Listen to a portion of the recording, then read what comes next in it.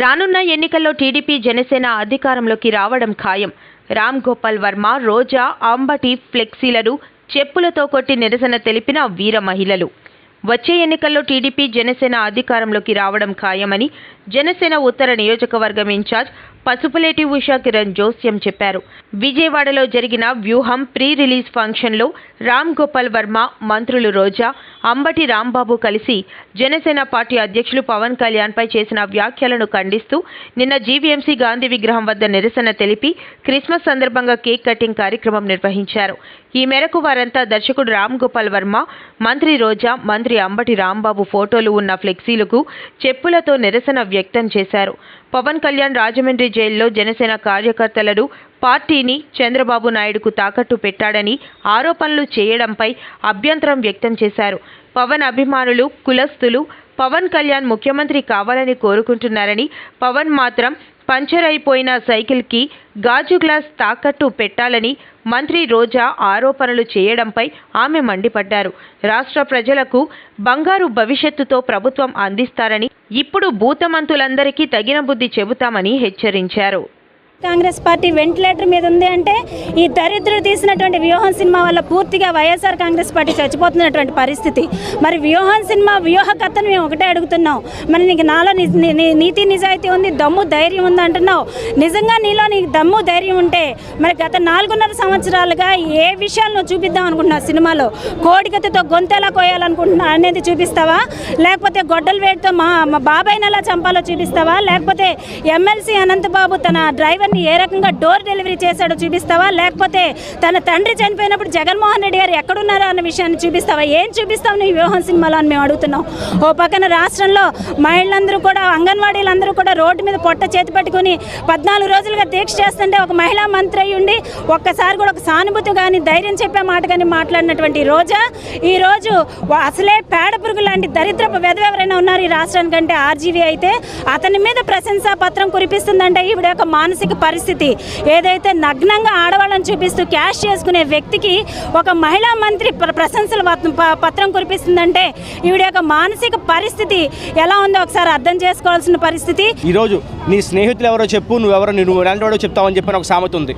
So దానికి అనుగుణంగా ఈరోజు మరి మంత్రి రోజా గారు కానివ్వండి, జోగి రమేష్ కానివ్వండి, అంబటి రాంబాబు కానివ్వండి, ఇలాంటి వాళ్ళ స్నేహితుడు ఎవరు అంటే తెలుగు రాష్ట్ర ఆడవాళ్ళు, పిల్లలు, చదువుకున్న వాళ్ళు, కొంచెం ఎవరైతే ఆంధ్ర రాష్ట్రం గురించి ఆలోచిస్తారో వాళ్ళందరూ కూడా బహిష్కరించిన రామ్ గోపాల్ వర్మ. మరి అలాంటి వాడిని స్నేహితుడిగా పెట్టుకుని అలాంటి వాడి సినిమా తీసిన ఫంక్షన్కి వెళ్ళి వీళ్ళందరూ కూడా నోటుకు వచ్చినట్టు మాట్లాడుతున్నారంటే వీళ్ళ ఉద్దేశాలు ఏంటి, వీళ్ళ క్యారెక్టర్లు ఏంటి, వీళ్ళ బతుకులు ఏంటి అనేది క్లియర్గా అర్థమవుతుంది.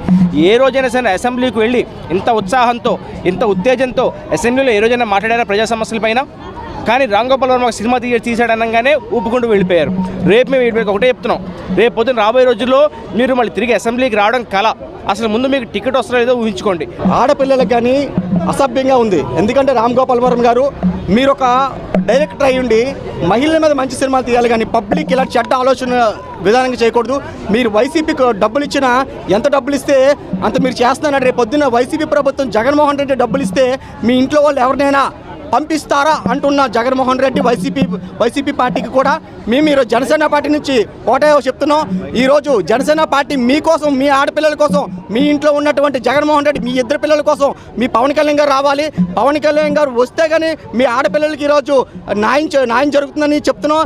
పవన్ కళ్యాణ్ గారు తరపు నుంచి ఒకటే చెప్తున్నాం, రామ్ గోపాల్ రెడ్డి అనేవాడు పెద్ద ఎదవ, వర్మ ఒక పెద్ద ఎదవ, కామ స్వతంత్రుడు. అలాంటిది ఆడపిల్లను తాకినాడు. రేపు పొద్దున్న నీ ఇంట్లో 2 ఆడపిల్లలు ఉన్నారు జగన్మోహన్ రెడ్డి, మీ ఆడపిల్లల, మీ కూతురి పిల్లలు కాళ్ళు తాకడానికి నువ్వు ఎందుకు అనుకుంటున్నావు?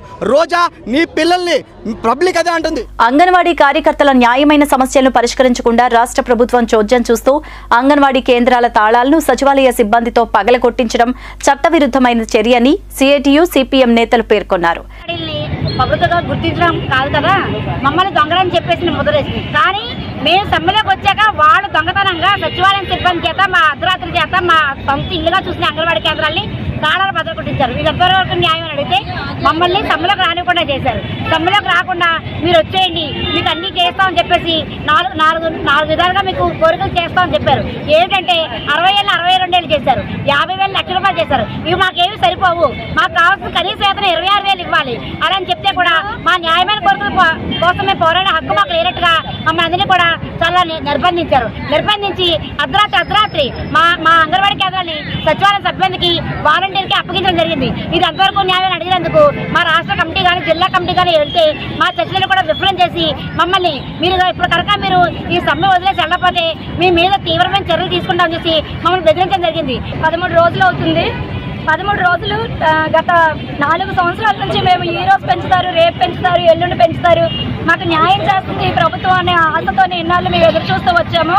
అయితే గత కొన్ని రోజుల క్రితం మేము సమ్మెల్లోకి దిగుతాము అని చెప్పేసి మేము మెమరాండం ఇవ్వడం జరిగింది. అయితే ఇప్పుడు తుఫాన్లు ఉన్నాయమ్మా, మీరు కొంచెం మా గురించి ఆలోచించి 8వ తేదీకల్లా మీరు సమ్మెల్లోకి వెళ్ళొద్దు, మీకు ఏదో ఒక విషయం మేము చెప్తామని చెప్పగానే సరే అని చెప్పి ప్రభుత్వం చెప్పే మాట కోసం మేము ఎదురు చూస్తూ వచ్చాము. ఈ రోజు ఏంటంటే 12వ తేదీ వచ్చేసరికి 11వ తేదీన మాకు చర్చిలకు రమ్మని పిలిచారు. 11వ తేదీన చర్చిలకు వెళ్ళేసరికి చర్చిల్లో మాకు ఉదయం నుండి కాపలా కాస్తున్నా సరే మా నాయకులకి ఎటువంటి కార్యక్రమం ఎటువంటి విషయాలు కూడా ఏమి చేయమని చెప్పడంతో 12వ తేదీని మేము తమిళ్లోకి దిగడం జరిగింది. 12వ తేదీ నుండి ఈ రోజుకి 13 రోజులు జరుగుతుంది. అయినా సరే ప్రభుత్వం మాకు ఎటువంటి హామీలు కానీ ఎటువంటి మీకు మంచి చేస్తామన్న ఉద్దేశంతో కానీ ప్రభుత్వం ప్రవేశపెట్టిన 33% మహిళా రిజర్వేషన్ కారణంగా రాజకీయాల పట్ల మహిళలు ఆసక్తి కనబరుస్తున్నారు. ముఖ్యంగా సామాజిక సమస్యల పట్ల అవగాహనతో రాజకీయాల్లోకి ప్రవేశం చేయడానికి విద్యావంతులైన మహిళలు ఆసక్తి చూపుతున్నారు. ఈ కోవకు చెందిన వారే నాగోతి నాగమణి. తగరపు వలస రాజవీధికి చెందిన ఆమె తనకు ఎటువంటి రాజకీయ బ్యాక్గ్రౌండ్ లేదని, ప్రజలకు సేవ చేయాలనే దృక్పథంతోనే 2024 సంవత్సరంలో జరగబోయే సార్వత్రిక ఎన్నికల్లో స్వతంత్ర అభ్యర్థిగా పోటీ చేయదలిచానని అంటున్నారు. ఈ సందర్భంగా ఆమె పిలకవానిపాలెంలో తన బంధువుల గృహం వద్ద పాత్రికేయ సమావేశాన్ని నిర్వహించారు. సమావేశంలో ఆమె మాట్లాడుతూ తన భర్త BSNLలో ఉద్యోగం చేస్తున్నారని, తాను మొదటిగా అనిల్ నీరుకొండ విద్యా సంస్థల్లో సహాయ అసిస్టెంట్గా విధులు నిర్వహించాలని, తరువాత సీనియర్ అసిస్టెంట్గా అవంతి కళాశాలలో 8 సంవత్సరాల పాటు విధులు నిర్వహించానని, తాను MBA, MA సైకాలజీ ఆంధ్ర విశ్వవిద్యాలయంలో పూర్తి చేశానని తెలిపారు. ప్రస్తుతం అసిస్టెంట్ ప్రొఫెసర్గా విధులు నిర్వహిస్తున్నానని అన్నారు. JNTU కాకినాడ రాక్టిఫైడ్ ఫ్యాకల్టీగా 2013లో సర్టిఫై అయ్యానని అన్నారు. తాను ముఖ్యంగా 5వ వార్డులో గల డంపింగ్ యార్డ్ సమస్య, మధురవాడకు ఇబ్బందికరంగా మారిన ట్రాఫిక్ సమస్య, పంచగ్రామాల సమస్య, నీటి సమస్య, అలాగే ప్రజలను కలిసి వారికున్న సమస్యలను తెలుసుకుని తాను ఒక ఎజెండా ఏర్పాటు చేసుకుని ప్రజల సమస్యల పట్ల పోరాడతానని తెలిపారు. రాజకీయాల్లో వడివడిగా అడుగులు వేస్తున్న తనకు ప్రజలు మద్దతు కావాలని, ప్రతి ఒక్కరిని కలిసి తన ఎజెండాను రూపొందిస్తామని అన్నారు. రాజకీయాల్లో మార్పు కోసం తాను ప్రయత్నిస్తున్నానని, ప్రజలకు ఎల్లవేళలా అందుబాటులో ఉంటానని అన్నారు. మరొకసారి పేరున మిమ్మల్ని విన్నవించుకుంటూ నా తరపున మన ప్రజలందరికీ చెప్పమని మరొకసారి మీ అందరికీ హృదయపూర్వక వందనములు తెలియజేసుకుంటూ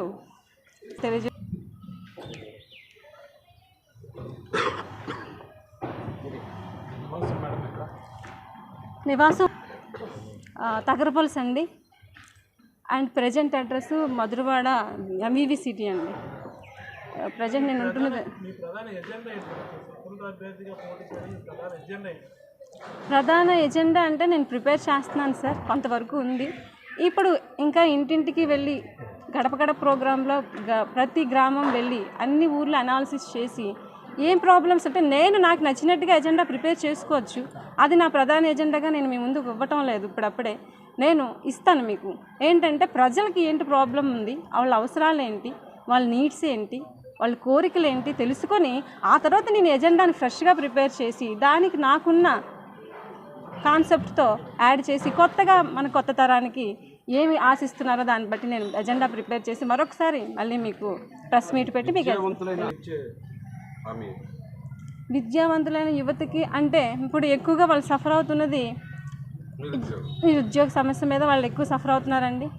నేనైతే ఒకటి అంటాను, గవర్నమెంట్ ఎప్పుడు ఇస్తుంది అని మనం ఎదురు చూడడం కన్నా ముందు వాళ్ళకి క్వాలిఫికేషన్కి వాళ్ళ స్కిల్స్కి తగ్గట్టుగా ఫస్ట్ వాళ్ళు రిలీవ్ అవ్వగానే గ్రాడ్యుయేషనో పీజీ ఏదో ఒకటి చేస్తారు. రిలీవ్ అవ్వగానే ముందు ఏ జాబ్ వస్తే ఆ జాబ్లో జాయిన్ అవ్వమని నేను చెప్తున్నాను. బికాజ్ పేరెంట్స్ కష్టపడి చదివిస్తున్నారు. వీళ్ళు గవర్నమెంట్ జాబే కావాలని ఇంట్లో కూర్చోవడం కంటే లేదా ఏదో బిజినెస్ చేస్తానని ఇంట్లో కూర్చునే కన్నా ఫస్ట్ వాళ్ళకి వాళ్ళ స్కిల్స్కి తగ్గట్టుగా ఎక్కడ ఏది దొరికితే అది శాలరీతో కంపేర్ చేసుకోకుండా మినిమం శాలరీ ఇవ్వకుండా ఏ జాబు ఉండదండి, మినిమం ఉంటుంది. అలాంటివి చూసుకొని మొదట జాయిన్ అవ్వమంటారు. అంటే అనుకుంటున్నానండి, నేను ప్రయత్నిస్తానండి. అది అంటే నేను ఇంకా అనాలిసిస్ చేసి మన 2 గ్రామాలకి, మన అడవివరం అన్నిటికీ, పంచగ్రామాలు అన్నిటికీ కాదు, మన విశాఖపట్నం రూరల్లో ఉన్న ఈ వెంకటాపురం అడవివరం కోసం నేను పోరాడతానండి. టోటల్ ఎప్పటి నుంచో డిగ్రీ కళాశాల కోసం, ఐటీఐ, పాలిటెక్నిక్ ఇలాంటి సంస్థల కోసం ఎలిజిబుల్ దానిపై మీరు ఎవరు స్టాండ్ తీసుకుంటారా? నేను తీసుకుంటాను సార్, బట్ నాకు తెలిసినవి అయితే మీ ముందు చెప్పాను. ఇంకా ఏమున్నాయి ఫ్రెష్గా అనేది మీ ద్వారా నాకు ప్రజలు తెలియజేసిన నేను కూడా ప్రత్యేకించి వాళ్ళు ఇంటరాక్ట్ అవుతూ ఉంటాను. తద్వారా నేను కావాల్సిన సొల్యూషన్ని నాకున్న ఇన్ఫ్లుయెన్స్ ద్వారా మా ఊరి నాయకుల ద్వారా నేను పోరాడతానని చెప్తున్నాను. అవును, స్త్రీల కోసము నేను కొత్తగా చేసేది ఏమీ లేదు సార్. ఆల్రెడీ మన గత ప్రభుత్వం, ప్రజెంట్ ప్రభుత్వం చాలా మట్టుగా చాలా చేస్తున్నారు, చాలా సంక్షేమ పథకాలు పెడుతున్నారు, తద్వారా ఎన్నో చేస్తున్నారు. కానీ ఇంకా సాటిస్ఫాక్షన్ అనేది ఉండదు. ఎలాగుంటుందండి మనకి ఇది అన్నీ ఎలాంటివి? సంక్షేమ పథకాలు ప్రభుత్వాలు ఇచ్చేవన్నీ సంక్షేమ పథకాలన్నీ మనకి ఎలాగుంటాయండి? ఇవన్నీ ఒక గిఫ్ట్లు లాంటివి, ఇవన్నీ ఒక ఆఫర్స్ లాంటివి, ఇవన్నీ 1+1 ఆఫర్స్ లాంటివి. వీటితో మనం కంప్లీట్గా మన లైఫ్ని 100% లీడ్ చేయలేము. మనకంటూ ఒకటి ఉండాలి. మహిళలకి నేనేటి ఇస్తాను అనట్లేదు, గవర్నమెంట్ ఏటి ఇస్తుంది కాదు. మహిళలు మనకంటూ మనకి వచ్చిన ఆపర్చునిటీస్ని, అవకాశాలని ఛాలెంజింగ్గా తీసుకొని వాళ్ళని ముందుకు రమ్మంటే చెప్తున్నాను. సేవా కార్యక్రమాలు అంటే నేను ఇప్పటివరకు మా కుటుంబ సభ్యులకు కూడా తెలియదండి. నేను పెళ్ళయి 13 సంవత్సరాలు అయింది. 2013లో నాకు మ్యారేజ్ అయింది. మా హస్బెండ్ బిఎస్ఎన్ఎల్ ఎంప్లాయీ. తను ఎవ్రీ మంత్ తన శాలరీలో నుంచి 10% వంతు శాలరీని తీసి చారిటీస్కి, కుటుంబ సభ్యులకి లేదా ఫ్రెండ్స్కి కానీ ఎవరికైనా హెల్ప్ అని వచ్చిన వాళ్ళకి మేము మా ఇద్దరు శాలరీలో నుంచి, పెళ్ళయ్యే ముందు నుంచి అతను ఒక్కరే చేశారు, పెళ్ళైన తర్వాత నుంచి ఇద్దరమే ఎంప్లాయీస్, ఇద్దరు శాలరీలో 10% జీతాన్ని తీసి ప్రతి నెల క్రమం తప్పకుండా తీసి చారిటీస్కి హెల్ప్ కావాలని వాళ్ళకి ఇచ్చామండి. అవునండి, కరెక్ట్గా మంచి క్వశ్చన్ వేశారండి మీరు. ఏంటంటే మరి ఇన్ని రాజకీయ పార్టీలు ఉన్నాయి, నేను ఫ్రెష్గా వచ్చాను, మా బ్యాక్గ్రౌండ్ ఎవరు రాజకీయాల్లో లేరు కాబట్టి నేను ఫ్రెష్గా నా స్వతంగా నాకున్న గోల్తో నేను ముందుకు వచ్చి వాళ్ళందరినీ ఒప్పించుకొని ఫ్యామిలీ, భర్త దగ్గర నుంచి, అత్తగారి దగ్గర నుంచి, మా మోయవాళ్ళు డవర్ వెంకటరమణ గారండి, ఆయన దగ్గర నుంచి మా సొంత బ్రదర్స్ నాగోతి భాస్కర్ రావు, నాగోతి కృష్ణారావు, మా ఫ్యామిలీస్ అన్నీ వాళ్ళ నుంచి పెద్దలందరినీ ఒప్పించుకొని నేను కష్టపడి ఇంత ముందుకి మీ ముందుకు రావడానికి కారణం వాళ్ళందరినీ ఒప్పించుకొని ముందుకు వాళ్ళందరినీ తీసుకొని వచ్చి నిలబడ్డాను ఈరోజు. ఎందుకంటే మనుషుల్లో అసమానతలు సృష్టించి కనీస మానవ విలువలు లేకుండా చేసిన మనుస్మృతిని సుమారు 96 సంవత్సరాల క్రితం ఇదే రోజున అనగా డిసెంబర్ 25న దహనం చేసి ఈ దేశ మూలవాసులకు ఒక నిర్దేశాన్ని ఇచ్చారని, ఆ స్ఫూర్తిని భవిష్యత్ తరాలకు అందించే బాధ్యత మనందరిది అని అంబేద్కర్ మెమోరియల్ సొసైటీ అధ్యక్షుడు బొడ్డు కళ్యాణరావు అన్నారు. ఈరోజు అంబేద్కర్ భవన్లో ఏర్పాటు చేసిన ఈ కార్యక్రమంలో పలువురు పాల్గొన్నారు. భీమ్సేన వార్ గౌరవ అధ్యక్షులు ఎస్ఆర్ వేమన మాట్లాడుతూ, కొన్ని వేల సంవత్సరాల నుండి మనలో కుల, మత, ప్రాంత, వర్గ విభేదాలు సృష్టించిన మను అధర్మశాస్త్రం మనం కాల్చడం భవిష్యత్ తరాలకు ఒక సందేశమే కానీ మనలో మనందరిలో ఆ మనువు ఏదో ఒక రూపంలో తిష్టవేసుకుని ఉన్నాడని, అది గ్రహించి ముందుగా మనం మారాలని అన్నారు. ఈ కార్యక్రమంలో భవన్ కార్యదర్శి జేవి ప్రభాకర్, గౌతమ్, బోడపాటి అప్పారావు, రమణ, భీమ్సేనవార్, బాలకృష్ణ, యువీరావు తదితరులు పాల్గొన్నారు.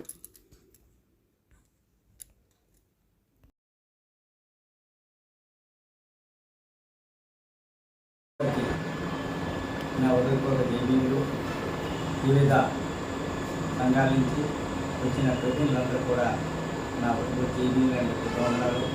మిత్రులారా, ఈరోజు మనం పాండిత్యానికి నుంచి బయటపడిన రోజు. ఎందుకు అనుకుంటానంటే 1927 డిసెంబర్ 25వ తారీఖున డాక్టర్ బాబాసాహెబ్ అంబేద్కర్ ఈ దేశ చరిత్రనంతా కూడా అధ్యయనం చేసిన తర్వాత ఈ దేశంలో ఈ వ్యవస్థలో కులాలు, కుల వివక్షత, కట్టుబాట్లు, మానవ హక్కులన్నింటినీ కూడా హరించేసి మనిషిని మనిషి కాల్చుకున్న సమాజం ఈ దేశానికి ఉంది కాబట్టి దీని అంతటికి ఈ సమాజానికి భారతీయ సమాజంలో ఉంది కాబట్టి దీని అంతటికీ మూలమైన గ్రంథం మనుధర్మశాస్త్రం. ఈ మనుధర్మశాస్త్రంలో ప్రత్యేకత ఏంటి అంటే కొన్ని వేల సంవత్సరాల నుంచి ఇతర ప్రాంతాల నుంచి వచ్చి ఈ దేశంలో స్థిరపడి ఈ దేశంలో మూలవాసుల తాలూకు హక్కులన్నీ కూడా మానవ హక్కులన్నీ కూడా హరించి కులరీత్యగా, మతరీత్యగా, సామాజిక రీత్యగా ప్రతి అంశంలో కూడా ఏర్పాటువాదాన్ని క్రియేట్ చేసి హెచ్చుతగ్గుల నిచ్చిన మెట్ల సమాజాన్ని ఏర్పాటు చేసిన తలక ధర్మం ఏదైనా ఉందంటే అది మనుధర్మం.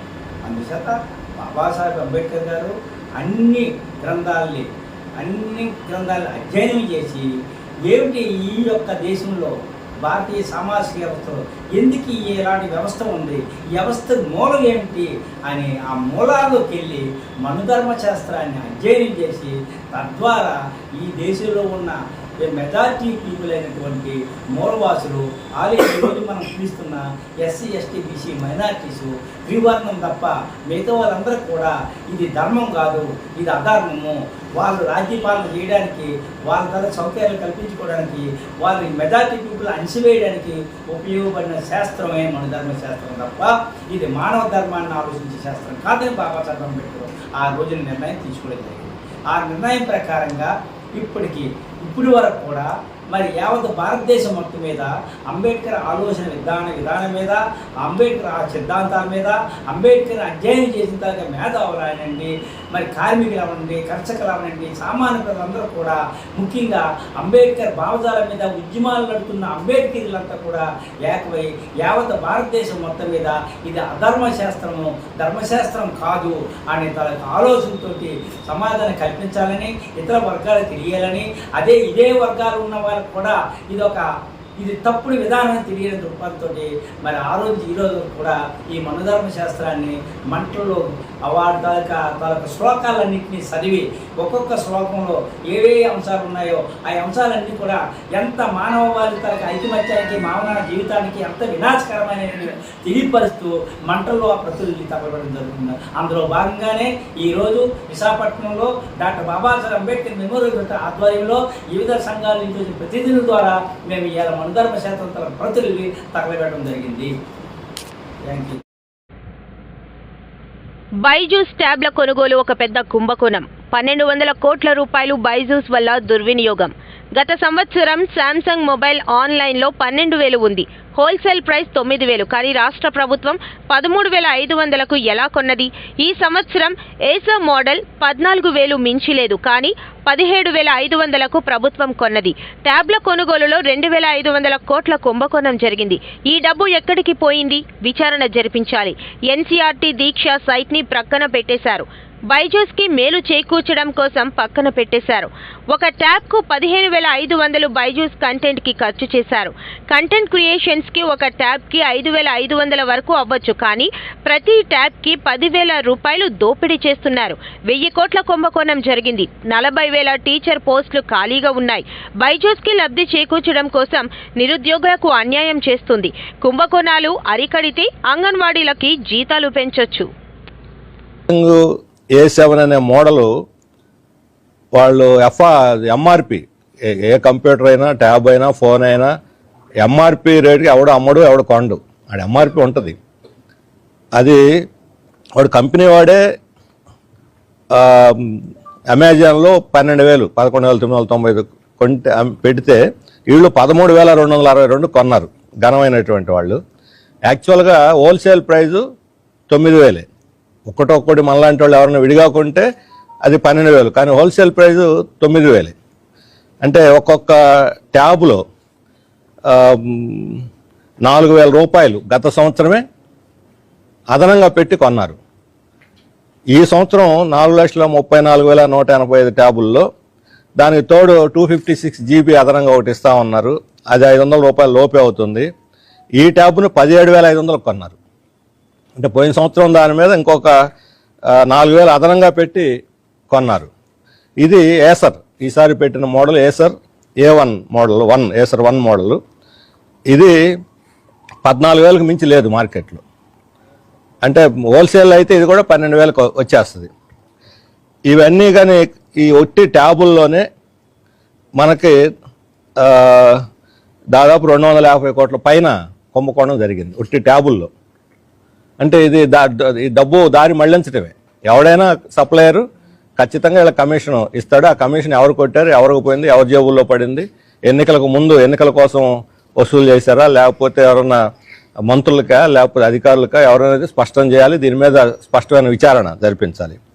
అంతకన్నా మించి దీంట్లో అతిపెద్ద కుంభకోణం, ట్యాబుల్ని మించిన కుంభకోణం కంటెంట్ అనేది కనపడదు మనకి. దీంట్లో ఓఎస్, ఆండ్రాయిడ్ ఓఎస్ ఫ్రీగా వస్తుంది, మాడిఫై చేసుకోవచ్చు, ఎవరైనా ఫ్రీగా వస్తుంది. అందులో బైజూస్ గొప్పతనం లేదు. బైజూస్ కంటెంట్కి ఒక్కొక్క ట్యాబ్ మీద 15,500 రూపాయలు కట్టారు కంటెంట్కి. ఇది పెద్ద కుంభకోణం. ఒక 8వ తరగతి కుర్రాడు ఈ సంవత్సరం ట్యాబ్ ఇస్తే వచ్చే సంవత్సరం మరలా 8వ తరగతి అది పనికిరాదు. రేపు మార్చి ఎగ్జామ్స్తో అది ల్యాప్స్ అయిపోద్ది లైసెన్స్. అంటే నెక్స్ట్ ఇయర్ 8th క్లాస్ వాళ్ళకి మరలా కొనివ్వాలి వీళ్ళు కంటెంట్ని. ఇప్పుడు 12th క్లాస్ వరకు ఇస్తూ ఉంటున్నారు. 12th క్లాస్ వరకు ఇచ్చేది ఇప్పుడు నెక్స్ట్ ఆ ఇయర్లో అది ఓపెన్ అవుద్ది. ఆ ఇయర్లో అది ఓపెన్ అయినప్పుడు అప్పుడు అది అడ్వాన్స్డ్ కంటెంట్ అవ్వదు. ఇప్పుడు 8వ తరగతి చదివేవాడు 12వ తరగతికి వచ్చే లోపల 5 సంవత్సరాలు పోతుంది. 5 సంవత్సరాల లోపల ఇదే కంటెంట్ ఉంటుందా? ఇప్పుడు బైజూస్ పరిస్థితి ఏమిటి? దివాళి ఎత్తే కోణంలో ఉంది. అప్పులు పాలయ్యారు, మోసం చేశారు, ఫారిన్ ఎక్స్చేంజ్ కుంభకోణాలు ఇరుక్కొని ఈరోజు విచారణ ఎదుర్కొంటున్నారు. మొత్తం వాళ్ళ దగ్గర ఉన్న 20,000 మంది స్టాఫ్లో 12,000 మందిని ఉద్యోగాల నుంచి తీసేశారు జీతాలు ఇవ్వలేక. 3 డైరెక్టర్లు రాజీనామా చేశారు.